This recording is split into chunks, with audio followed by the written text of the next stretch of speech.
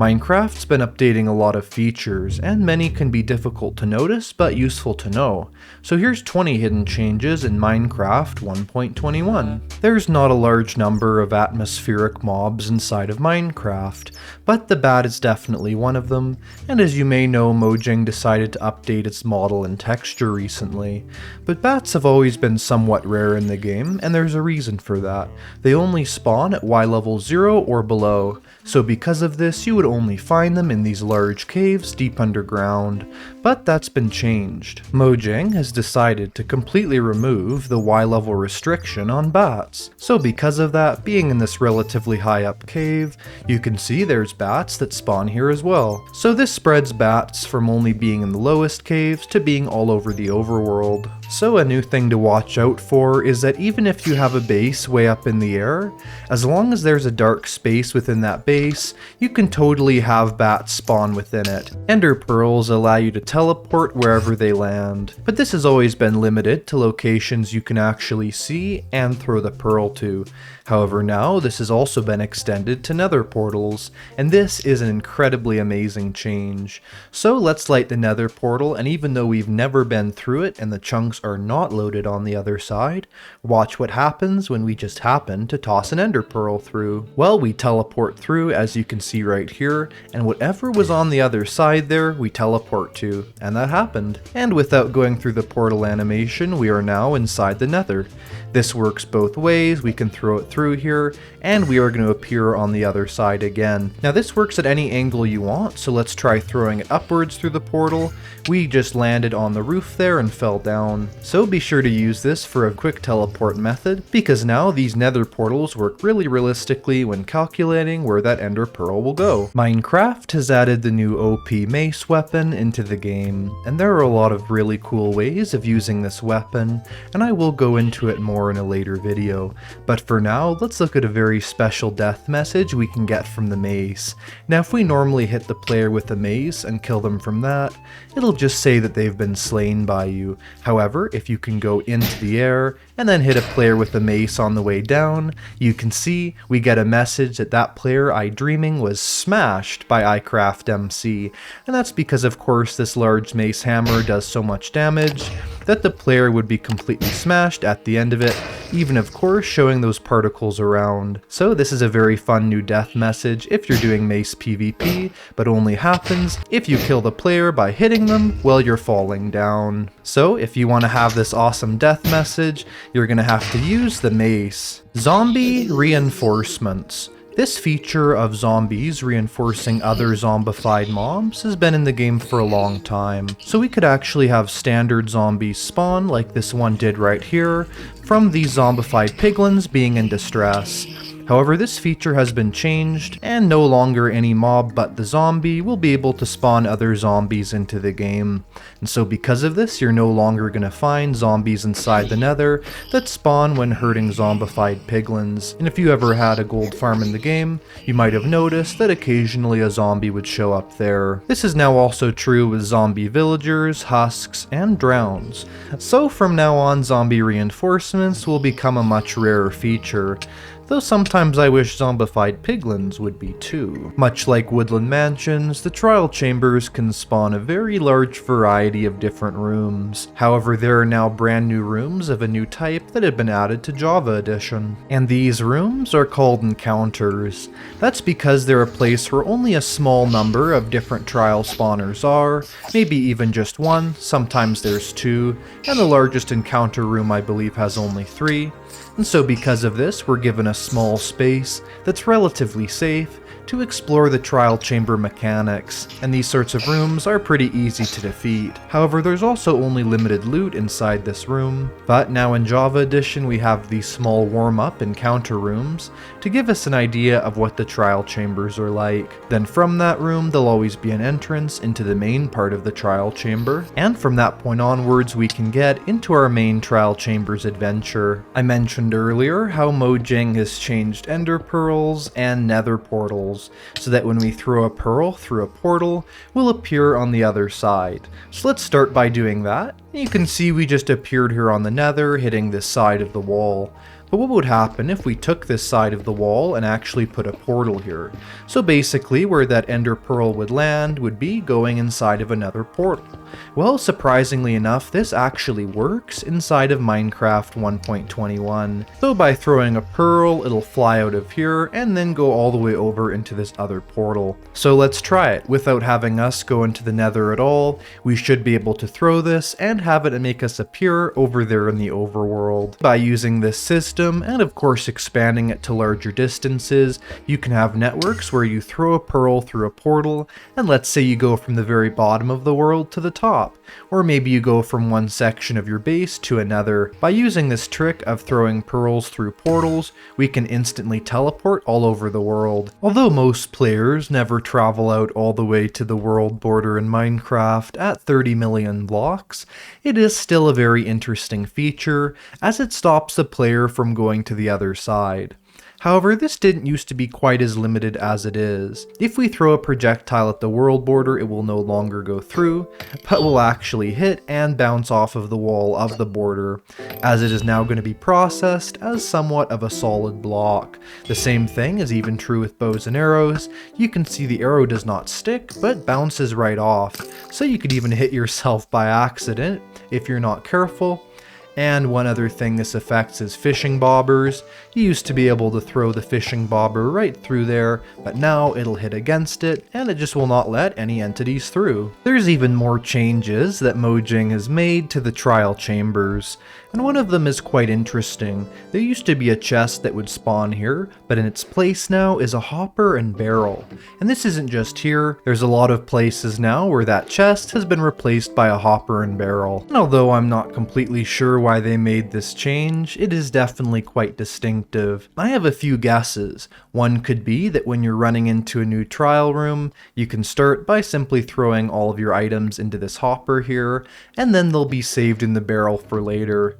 But another thing it could also be is just teaching players that hoppers can go into barrels, although it is quite unique as hoppers and barrels both do not spawn very commonly at all inside of structures in Minecraft. So next time you're trying to raid the trial chambers, if you're under threat of dying, maybe try throwing all your valuable items into this hopper before you're eventually killed. It is a lot of fun to defeat the Ender Dragon inside of Minecraft, and when you accomplish this amazing feat, your freeing of the end does not go unpunished. After the dragon despawns, the dragon egg will appear here, but the dragon egg has actually been changed. Mojang's decided to give us a new model for the dragon egg.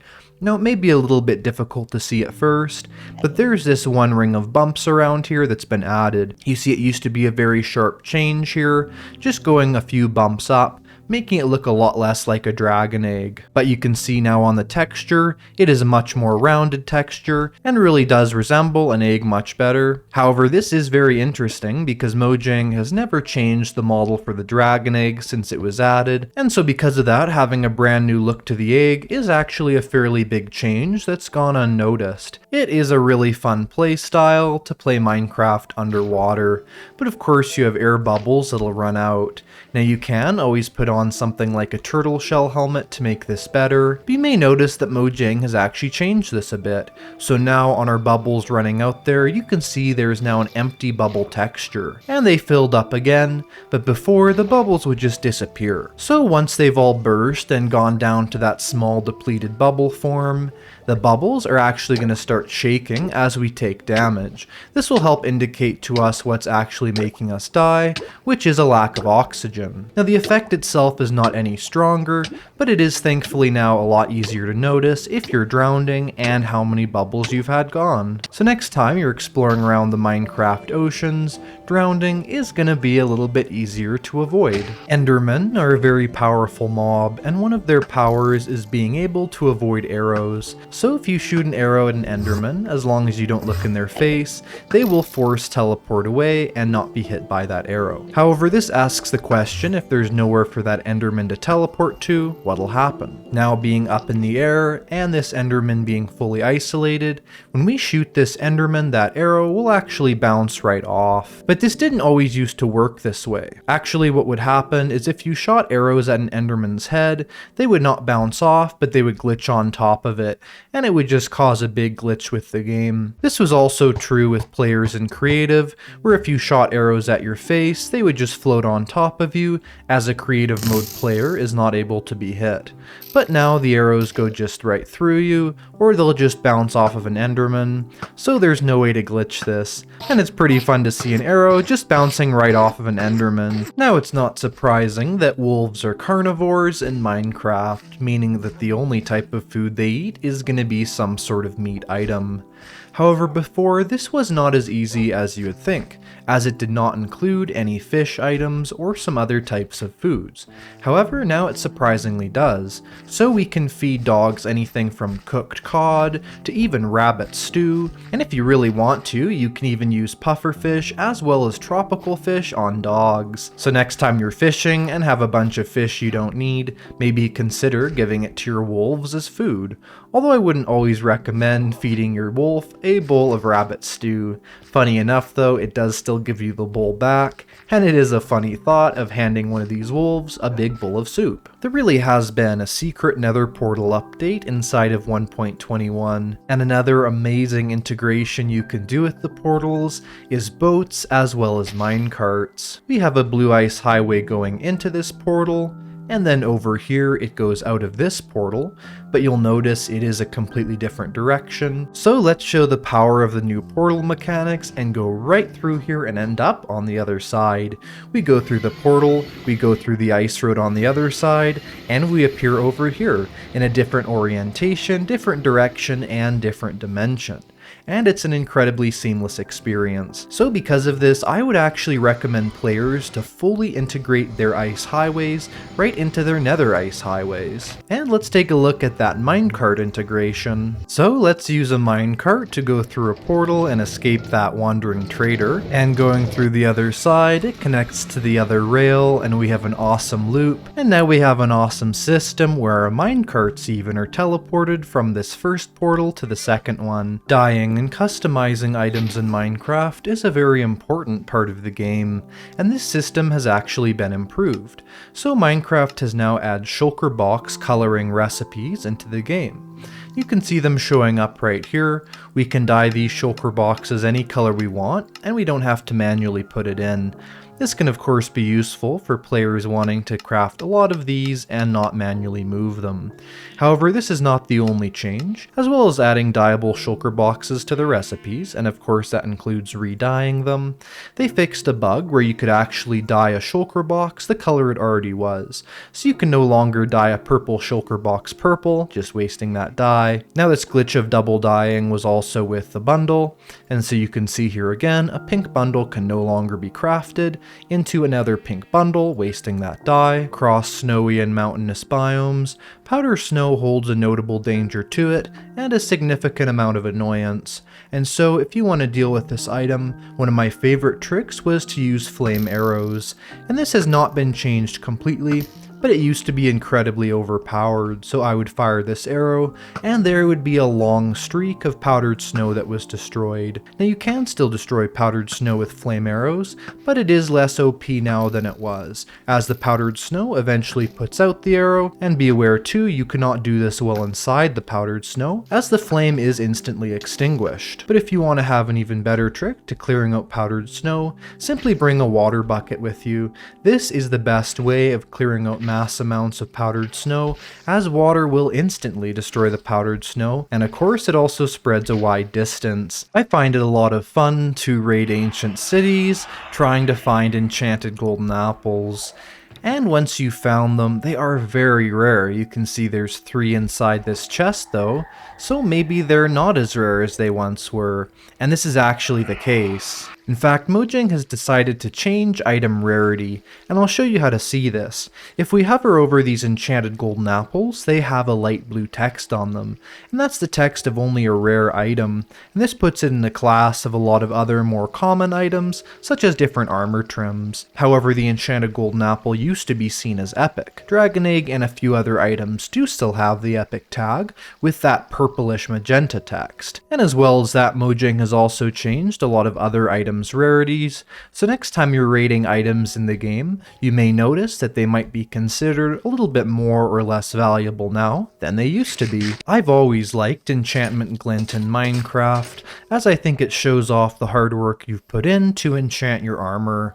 However, for whatever reason, Mojang does not really like enchantment glint, and they have been reducing it more and more. So this is full enchantment glint on, and you can see you can really barely see that my armor is enchanted at all.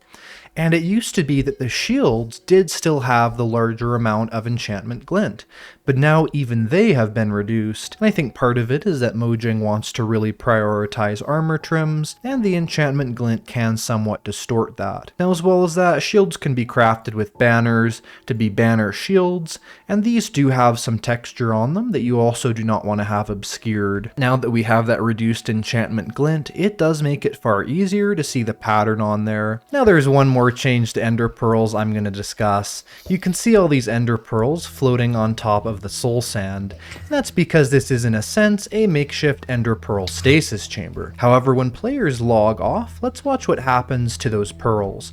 Already Angel logged off and her pearls disappeared. And you can see when Bounty Hunter logged off, all the ender pearls that they threw disappeared. And so because of that, their ender pearls are actually safe. Now when they logged back on, you can see those pearls reappeared.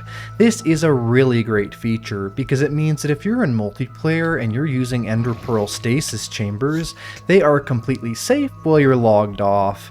And because of this, Bounty Hunter over here does not have to worry about their pearls being destroyed and breaking their stasis chamber while they're logged off. The Nether contains a lot of mobs, and one of them Mojang forgot to fix a glitch with, and that is the blaze. The blaze has actually had its texture fixed, and I'll show you how we can see that. So if we look at the underside of the blaze, you can see the bottom of their rotating blaze rods there, and those rotating rods actually have a texture on the bottom now. It used to just be pure yellow like the rest of the color of the blaze, but now when you're gonna get killed by blazes, you'll notice their texture is right. Now looking at the blaze in this captured chamber, it's a lot easier to see. The bottom of those rods now have a texture, and they definitely did not used to. There's still a few texture bugs like that in the game, but it's awesome to see the blaze, after being in the game for over 10 years, has finally got itself a proper texture on all of the rods. The crafting table, the grid,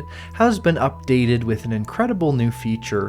If we craft something in the crafting table, like let's say a dispenser, and we want to make another one, we have to go all the way over here and click it again, as of course this doesn't stack because of the bow. If we just press enter or tab on your keyboard, it'll instantly pop up the last recipe that was used. And so because of this, there is now actually a way, if you press all the keys at the right time, to mass click through and craft all of those dispensers like I just did very easily. So this makes the crafting table much more useful and really does encourage players not only just to use the auto crafter for things like this. So anyway, that is 20 hidden changes in Minecraft 1.21.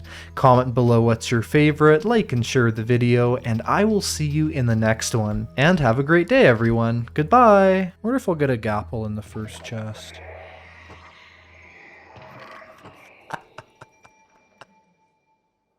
Oh, that's funny. That's funny! Okay.